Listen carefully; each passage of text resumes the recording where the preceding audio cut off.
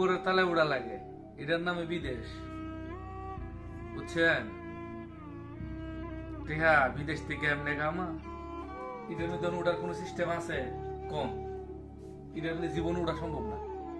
আমার মতো মুড়া হাড়া এরকম মানুষ উঠা সম্ভবই না। তার মানে এই সিঁড়ি যতক্ষণ না থাকবো অতক্ষণ উঠা সম্ভব না।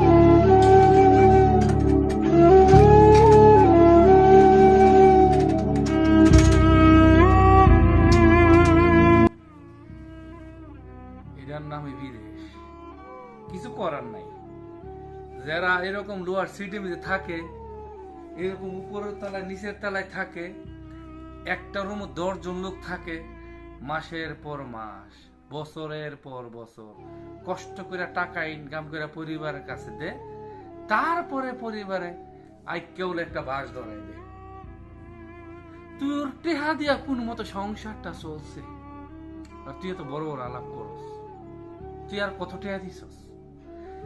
15 বছর 20 বছর এরকম লোয়ার সিটে থাইকিয়া টাকা দেওয়ার পর আর ওই টাকার হিসাব না পাওয়া গেলে পৃথিবীতে কপাল পুরা ওই প্রবাসীরই।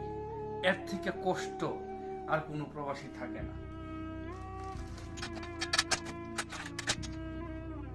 বিদেশ। আহা, ভালো থাকবেন।